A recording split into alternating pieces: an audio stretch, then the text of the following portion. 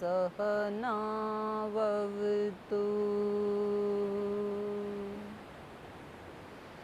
सहनौ भुनक्तु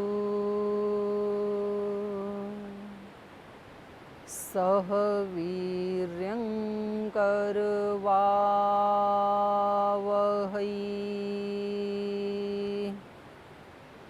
तेजस्विनावधीतमस्तु मा विद्विषावहै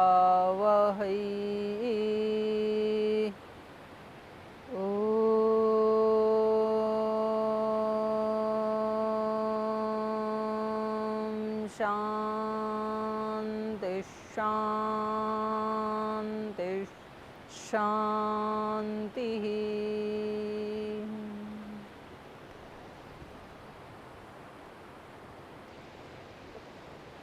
तो पिछली कक्षा में हम शबरी के बारे में चर्चा कर रहे थे। शबरी के बारे में जो यहाँ रामायण में विशेषण दिए गए हैं वो बता रहे हैं। धर्म निपुणाम धर्मचारिणीम श्रमणाम, बहुत पुरुषार्थ करने वाली। कुछ लोग ये भी सोच लेते हैं कि ये जो अध्यात्म का मार्ग है ना, ये खाली लोगों का मार्ग है, मतलब जिनको कुछ काम नहीं करना, निठल्ला बैठना है, उन लोगों का ये रास्ता है। जबकि इसमें तो सबसे ज़्यादा पुरुषार्थ करने की आवश्यकता है, क्योंकि बाकी के जो काम हैं उनमें किसी कार्य में केवल शरीर की आवश्यकता होती है। ज़रूरी नहीं है कि मन और बुद्धि वहाँ पर हों। जैसे कि हम खाना खाते हैं तो हम खाना खाते जा रहे होते हैं और हमारा मन न्यूज़ देखने में लगा हुआ होता है, टीवी पे क्या चल रहा है, हमें ये भी नहीं पता हमने कितना खा लिया। कुछ काम ऐसे होते हैं कि हम उसको कर रहे होते हैं और हमारी बुद्धि कुछ और सोच रही होती है, कुछ और निर्णय ले रही होती है। मानसिक और बौद्धिक रूप से हम ऑफिस का चिंतन कर रहे होते हैं, या ऑफिस में हैं तो घर का चिंतन कर रहे हैं, या घर में हैं तो अपने बिजनेस व्यापार के बारे में सोच रहे हैं। तो जो बाहर के काम हैं उनमें ज़रूरी नहीं है कि शरीर मन बुद्धि हमारा सब हर काम को करते समय तीनों एक जगह हो। कई बार प्रेजेंट बॉडी एब्सेंट माइंड हम हो जाते हैं, लेकिन ये अध्यात्म का कार्य ऐसा है कि उसमें शरीर को भी, मन को भी, बुद्धि को भी, आत्मा को भी, पूरे अस्तित्व को उसमें शरीक होना पड़ता है। अगर शरीर हिल डुल रहा है, कहीं और जाना चाहता है, तो भी साधना नहीं होगी, वो भी स्थिर चाहिए, वहीं चाहिए। और अगर मन और बुद्धि कहीं और हैं तो कितना भी आसन लगा के बैठे रहें, एक कदम भी उन्नति नहीं होगी। किसी व्यक्ति ने पूछ रखा है, बोले जी मैं कई वर्षों से ध्यान करता हूँ, कोई उपलब्धि तो हुई नहीं।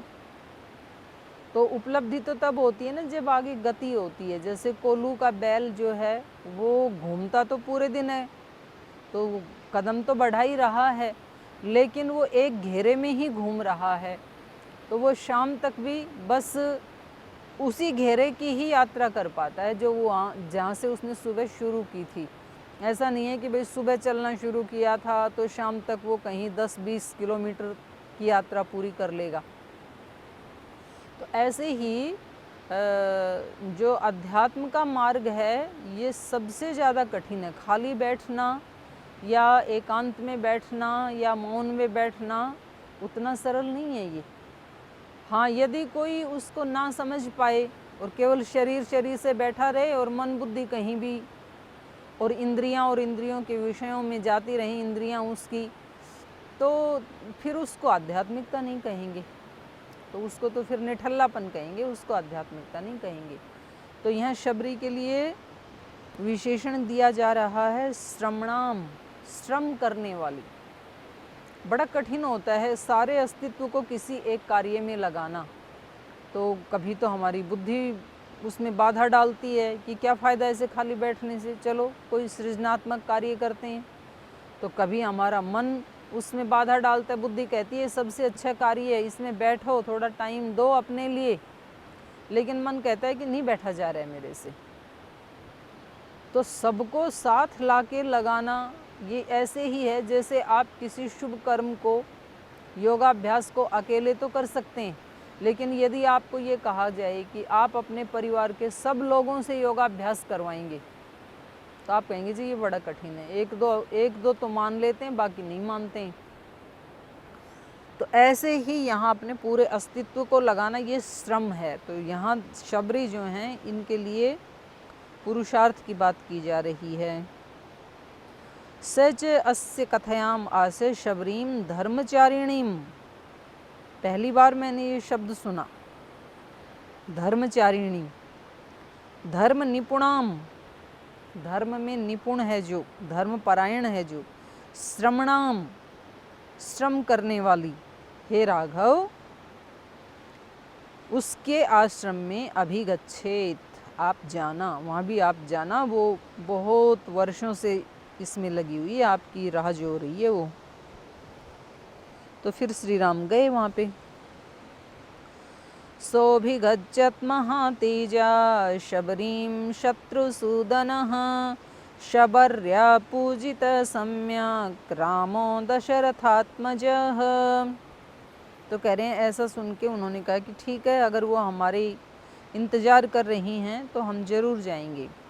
स अभ्यगच्छत् महातेजाः, वो महान तेजस्वी, महान तेज है जिसका। तो तेज का मतलब यहाँ वो कोई सूर्य नहीं है या कोई उन्होंने अपने ऐसे कोई लाइट आदि नहीं लगा रखी है। यहाँ तेज का मतलब है उनके जो गुण हैं, तो उनका एक तेज होता है व्यक्ति के, पुरुषार्थ का, तप का तेज, योग का तेज, सेवा का तेज, परोपकार का तेज, ये चीज़ें हमें तेजस्वी बनाती हैं। तो कोई व्यक्ति कितना बलवान है ये उसके वेट से नहीं नापा जाएगा कि कितना केजी है वो तो कभी कभी रोग का भी कारण होता है, ज़्यादा वेट बढ़ाना। तो वेट का मतलब है कि लोग कितना सम्मान करते हैं उसका, वो उसका बल होता है। लोग उसको कितना अच्छा मानते हैं, कितना उसको चरित्रवान मानते हैं, कितना परोपकारी धर्मात्मा मानते हैं, वो असली तेज होता है।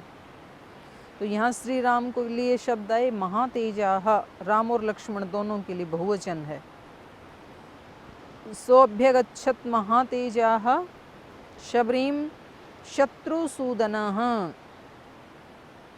शत्रु का सूदन कर देने वाला, माने शत्रुओं को मार देने वाला। जहाँ राम है वहाँ कोई शत्रु नहीं रह सकता है। तो इसके दोनों अर्थ हैं, जहाँ सूर्य है वहाँ अंधकार नहीं रह सकता है, जहाँ ब्रह्म है वहाँ कोई माया या कोई भ्रम नहीं रह सकता है। जहाँ ब्रह्म है तो भ्रम नहीं रह सकता है, सूर्य है तो अंधकार नहीं रह सकता है, राम है तो काम नहीं रह सकता है। काम मतलब कामना, दोनों में से एक ही रहेगा। काम है तो राम नहीं रह सकता है, अंधेरा है तो प्रकाश नहीं हो सकता है, मन में भ्रम है तो ब्रह्म नहीं मिल सकता है। संशय आत्मा विनश्यति, गीता ने कह दिया। तो ये परस्पर विपरीत हैं। तो यहाँ पर राम जहाँ होते हैं वहाँ कोई शत्रु नहीं होता है, तो इसलिए कहा ये राम कैसे हैं, शत्रुसूदनः, शत्रु को मार देने वाले। रामः दशरथम आत्मजः, जो दशरथ के आत्मज हैं, यहाँ पुत्र नहीं कहा। अन्य ग्रंथों में भी आत्मजय शब्द आता है। आत्मजय मतलब आत्मा से उत्पन्न होने वाला। तो आत्मा तो निर्लिप्त है, आत्मा से कोई चीज़ थोड़े उत्पन्न होती है। तो यहाँ आत्मा का मतलब जीवात्मा नहीं है, यहाँ आत्मा से अभिप्राय है कि उनके जैसा ही स्वरूप। अन्य भी जैसे संस्कार विधि आदि में भी एक जगह ऐसे मंत्र में आया है कि जो पुत्र हैं या पुत्रियां हैं, जो संतानें हैं, वो अपने माता पिता के आत्मजा होती हैं, माने उन्हीं का ही एक रूप होता है वो। तो वहाँ उसका अर्थ ये लगाया जाता है कि हम जो भी खाते हैं पीते हैं तो उससे जो सप्त धातुएँ बनती हैं, तो सप्तम धातु जो वीर्य है, तो उसमें एक तरह से पूरे शरीर का एक कैसा उसका स्वभाव, पूरा का पूरा कैरेक्टर आ जाता है। उसका स्वभाव, उसके फीचर्स, उसका हाइट, उसकी लंबाई, उसकी मोटाई, सब कुछ उसमें आ जाता है। तो देखो सूक्ष्म में कितनी ताकत है। जो न दिखने वाला जो शुक्राणु है और उससे पूरी की पूरी फीचर वैसी बन जाती है, स्वभाव वैसा ही बन जाता है, कुछ आदतें, कुछ बोलने का तरीका, यहाँ तक कि कभी कभी तो ध्वनि भी वैसी ही आ जाती है। तो इसका मतलब है कि हमारा जो पूरा अस्तित्व है वो एक ही है। तो इसलिए कहा जाता है कि जो संतानें होती हैं वो अपने माता पिता के ही स्वरूप, दूसरा स्वरूप होती हैं। तो यहाँ भी दशरथ आत्मजः कहा। तो दशरथ के पुत्र जो श्री राम हैं वो शबर्या पूजितः सम्यक, शबरी के द्वारा अच्छी प्रकार से पूजित किए गए, उनकी पूजा की गई। तो पूजा का मतलब भी कुछ लोग फिर ऐसे लगा लेते हैं कि जी पूजा का मतलब फूलों का हार पहनाया होगा, तिलक लगाया होगा, दिया जलाया होगा, आरती उतारी होगी। तो ये तो बड़े सस्ते काम हैं।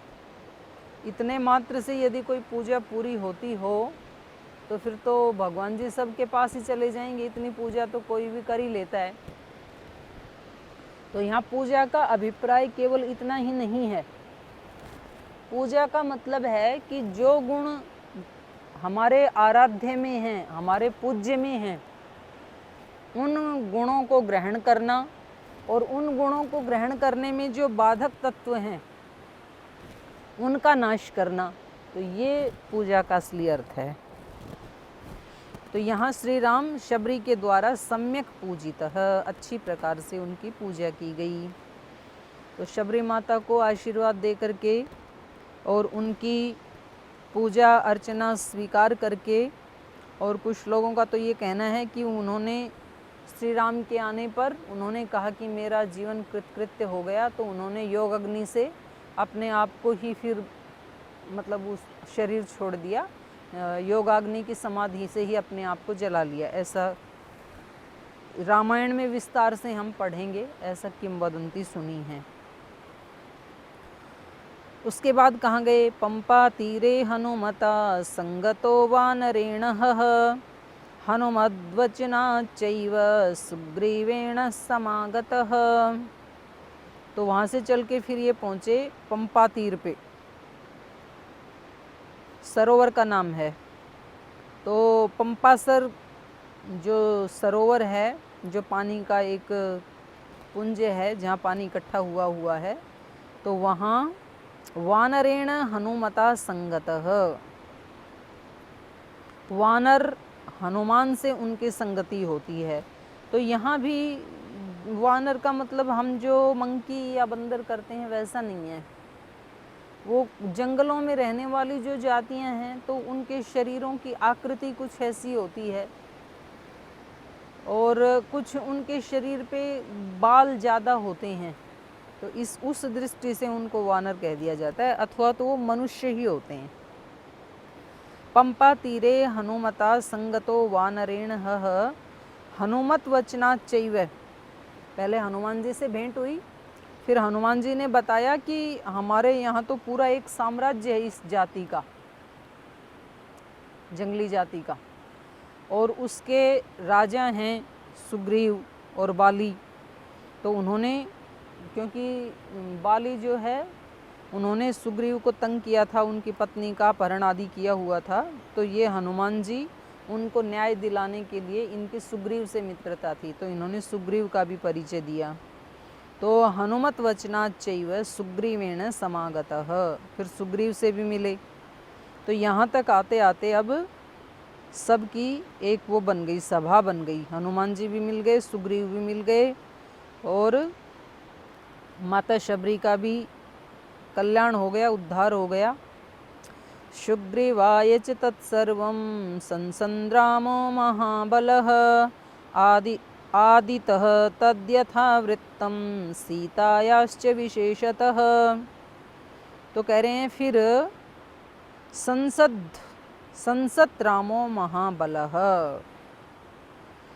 महान बलवान उस राम ने, तत्सर्वम संसत, संसत माने बताया, तत्सर्वम संसत महाबलः रामः सुग्रीवाय, सुग्रीव के सामने उन्होंने अपनी पूरी कथा सुनाई कि भाई हम तो अयोध्या के महाराजा के पुत्र हैं और इस प्रकार से हम तो 13 वर्ष से निकले हुए हैं, तो कहाँ कहाँ किन किन असुरों का नाश किया, अपनी सारी कहानी उन्होंने बताई। आदितः, आदितः मतलब है शुरू से लेकर, आदि से अंत तक। आदिस्तद यथावृत्तम, जैसा जैसा वृत्तांत था, जहाँ जहाँ गए, जो जो आपदाएं आई, जिन जिन ऋषियों से मिले, वो सब उन्होंने बताया। और सीतायाश्च विशेषतः, और विशेष रूप से सीता के बारे में बताया कि ऐसे ऐसे वो जो राक्षस राज है वो सीता का अपहरण करके ले गया और हम सीता की खोज में हैं। सुग्रीवश्चापि तत्सर्वं श्रुत्वा रामस्य वानरः चकार सख्यं रामेण प्रेतश्चैवाग्निसाक्षिकम्। और कह रहे हैं सुग्रीवश्चापि, सुग्रीव ने भी, तत्सर्वं श्रुत्वा, वो सब कुछ सुन करके, रामस्य माने राम का वो सारा वृत्तांत सुन करके, वानरः सुग्रीवश्चापि, जो वानर जाति के सुग्रीव हैं वो भी, सख्यम रामेण चकार, रामेण राम के साथ, सख्यम चकार मित्रता कर ली। कैसे की मित्रता? प्रीतश्चैव अग्नि साक्षिकम, अग्नि की साक्षी माने अग्नि जला करके। तो इससे ये पता लगता है कि जो हमारे यहाँ विवाह संस्कार किया जाता है तो उसमें पत्नी कोई घर में रोटी पकाने वाली है, बस उसी काम के लिए उसको शादी करके लाए हैं, या बच्चे पैदा करने की कोई फैक्ट्री, उस काम के लिए उसको शादी करके लाए हैं, ऐसा वर्णन नहीं है। अग्नि की साक्षी में ही मित्रता भी होती है। तो एक प्रकार से आजीवन मित्रता निभाने वाली जो होती है वो पत्नी होती है। तो हमें जो कुछ लोग ऐसे व्यवहार कर लेते हैं ना, भैया तो मेरी पत्नी है तो मेरी सेवा करना, तो मेरा तो अधिकार ही है इससे सेवा करवाना, तो वो मित्र भी होती है। तो एक मित्र को दूसरे की भी सेवा करनी चाहिए, वो भी आपकी मित्र है, आप भी कभी उसकी सेवा किया करें। तो इन्होंने अग्नि की साक्षी, नहीं तो दो पुरुष की मित्रता ऐसे ही हो जाती है चलते चलते ट्रेन में, अग्नि की क्या ज़रूरत है। लेकिन ये उस समय की जो मर्यादा है कि भाई एक बार प्रीति की है तो किसी देवता की साक्षी में, और अग्नि भी यदि नहीं है तो कम से कम दिशाएं हैं, आकाश हैं, उन दिशाओं के अभिमानी देवता हैं, उन सारी दिव्य शक्तियों को साक्षी मान करके तब किसी व्यक्ति से मित्रता करनी चाहिए। क्योंकि कई लोग दिन भर में मित्रता तो 50 लोगों से कर लेते हैं और निभाते एक के साथ भी नहीं है। तो मित्रता करना बहुत सरल है, ऐसे चलते चलते किसी से भी कर लो, मार्केट में, ट्रेन में, प्लेन में, लेकिन फिर उसको निभाना, रिश्ते बनाना सरल है। रिश्ते बनाने में तो कुछ क्षण लगते हैं, लेकिन रिश्ते निभाने में सारा जीवन चला जाता है। फिर एक बार रिश्ता बनने के बाद एक दूसरे का सुख दुख एक दूसरे के लिए हो जाता है। फिर तो वो कोई भी रिश्ता है चाहे। तो इन्होंने क्या किया फिर आगे, मित्रता की साक्षी लेने के बाद, अग्नि की साक्षी के बाद, ततः वानर राजेन वैरानुकथनं प्रति रामाय आवेदितं सर्वं प्रणयात् दुःखितेन च। तो यहाँ मतलब वही हो गया कि ये तो खुद परेशान है बेचारे, पत्नी का अपहरण हो गया, लेकिन जिससे मित्रता की वो उससे ज़्यादा परेशान है। तो कई बार व्यक्ति को लगता है कि वो एक उनकी कहानी है एक रविंद्रनाथ टैगोर की, कि एक भिक्षुक था और एक बार वो भिक्षा लेने के लिए अपने घर से निकला तो देखा कि सोने के रथ में सामने से श्री भगवान चल के आ रहे हैं, आज साक्षात भगवान रथ में चढ़ के आ रहे हैं। तो बड़ा खुश हुआ कि बस आज तो दरिद्रता का सदा सदा के लिए नाश हो जाएगा, क्योंकि साक्षात भगवान सोने के रथ में आ रहे हैं। तो ये पास में आएंगे, इनसे मांग लूँगा और इतना मांगूंगा कि पीढ़ियाँ खाती रहेंगी, क्योंकि आखिर भगवान जो ठहरे। तो वो रथ आगे आया और ये थोड़े आगे बढ़े तो भगवान ने उनकी तरफ देखा, मुस्कुराए उस भिखारी की तरफ और उन्होंने अपना रथ रुकवा दिया वहाँ कि भाई थोड़ी देर रुको। अब तो इसको और ज़्यादा निश्चिंतता हो गई और नीचे उतरने लगे। तो बोले बस जो मैंने सोचा था वो हो ही गया। तो जैसे ही बस ये पास में अभी आएंगे तो मैं अपनी झोली फैला दूंगा। तो भगवान जो ठहरे तो आज तो कल्याण कर जाएंगे। भगवान भी मुस्कुराते हुए उसकी तरफ आए। तो जैसे ही भिक्षुक अपनी झोली फैलाता उससे पहले तो भगवान ने अपनी झोली फैला दी उसके सामने। तो उसने कहा ये भी क्या क्रूर मजाक है, मतलब एक भिखारी से मांग रहे हैं आप। मैंने तो सोचा था कि दरिद्रता का नाश हो जाएगा। आज ये भिखारी जो होते हैं वो अपने घर से थोड़ा सा उसमें झोली में डाल के लाते हैं, अनाज या चावल या गेहूँ, जो भी उनको मांगना होता है वो वाली चीज़ पहले थोड़ी घर से लेके जाते हैं। या जिनको रुपए पैसे मांगने होते हैं तो वो पहले घर से एक 100 का नोट रखेंगे, कुछ 5 के, फिर कुछ सिक्के, कि 100 वाला दे के क्या पता कोई 100 भी डाल दे, नहीं तो सिक्के तो 5-10 रुपए को देख के शायद 5-10 डाल दे, वरना सिक्के तो डालने ही हैं। फिर तो खाली उसको लेके नहीं चलते हैं। तो ये अपनी झोली में थोड़ी सी चावल लेके चला था घर से, मुट्ठी भर चावल। अब भगवान ने इसके सामने झोली फैला दी। बोले तो हद हो गई, मतलब मैं भिखारी हूँ, लेकिन ये एक अच्छी बात है कि भाई भिखारी में भी कम से कम, भारत के भिखारी में भी देने की प्रवृत्ति होती है। तो उसने अपनी झोली में हाथ डाला और बिना मन से 2 चावल के दाने लेकर उनकी झोली में डाल दिया। और भगवान जी मुस्कुरा करके अपने रथ में बैठे और आगे चल पड़े। इसको बड़ा पश्चाताप हुआ, बड़बड़ाता रहा पूरे दिन, भगवान को उलाना भी देता रहा। ऐसे भी कोई भगवान होते हैं, मिले उल्टे मेरे ही 2 दाने और लेकर के चले गई।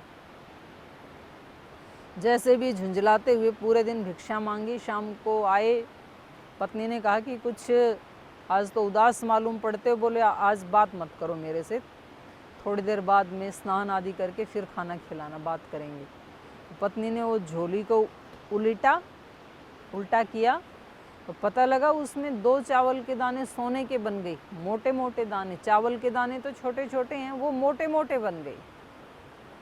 उसने कहा कि ये कहाँ से मिल गए आपको? उसने कहा क्या कहाँ से मिल गए, आके देखो बाहर। आके देखा इतने मोटे मोटे 2 सोने की डली हैं। अब ये सिर पीट रहा, हे भगवान मुझे पता होता तो मैं सारे ही चावल आपको दे देता। तो अब पछताए होत क्या, अब चिड़िया चुग गई खेत।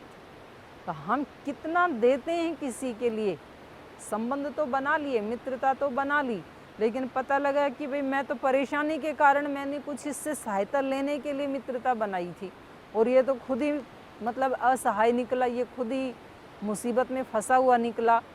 तो व्यक्ति फिर पीछे वाली गली से भागना चाहता है कि भाई यहाँ नहीं बात बनेगी, ये खुद ही दरिद्र है तो मेरे को क्या देगा, ये खुद ही परेशानी में फंसा हुआ है तो ये मेरी क्या हेल्प करेगा। ये ग्रंथ ये नहीं सिखाते हैं।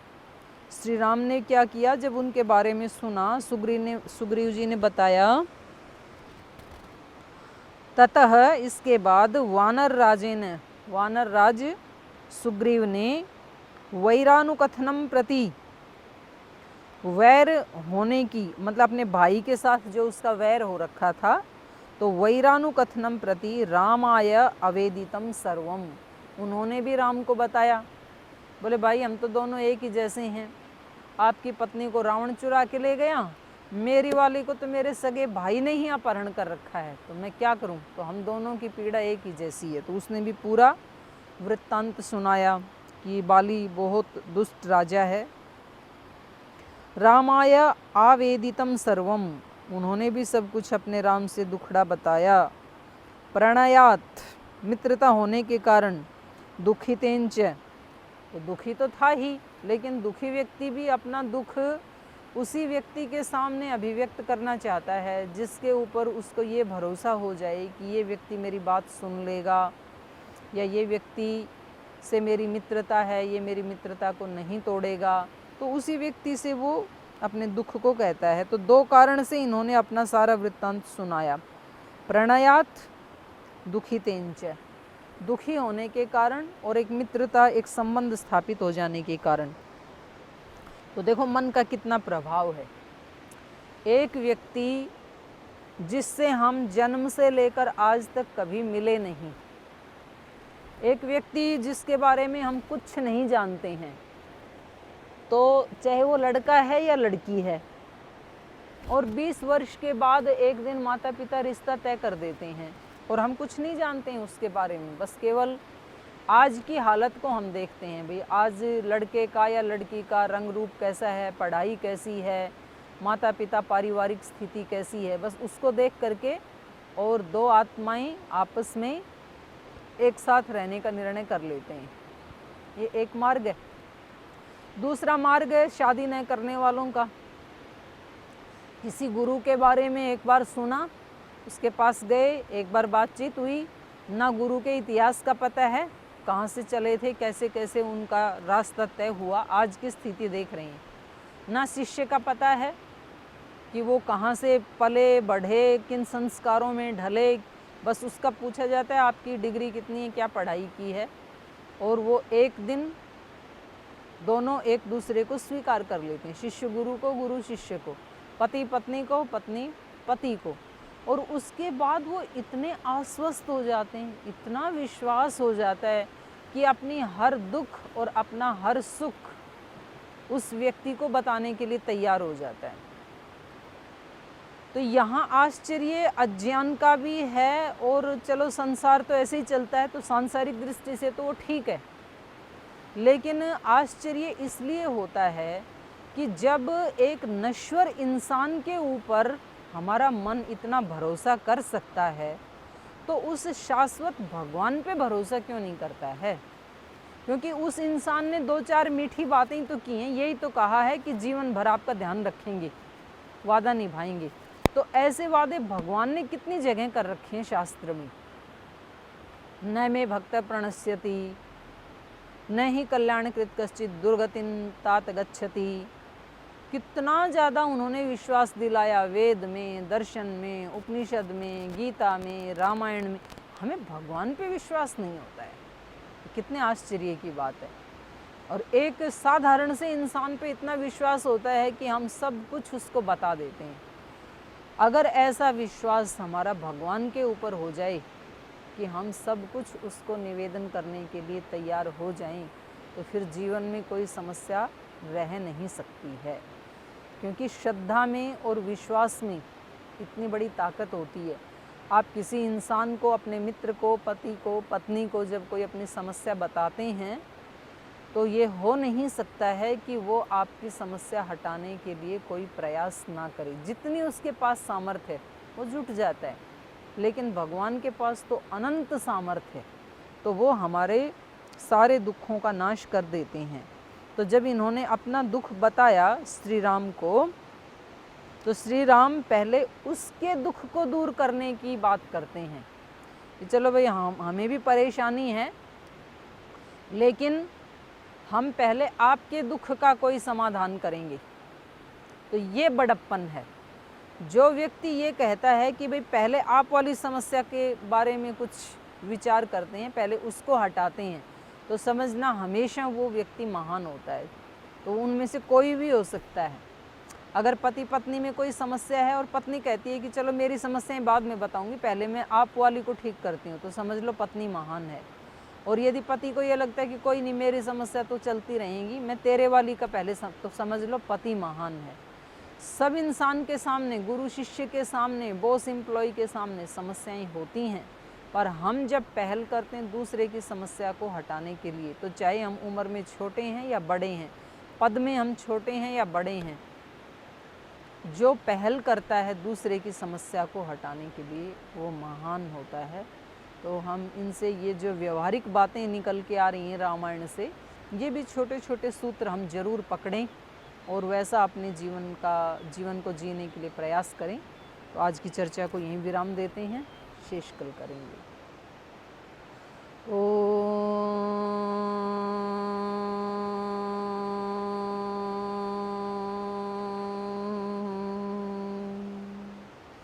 शांति शांति शांति। श्री गुरुभ्यो नमः।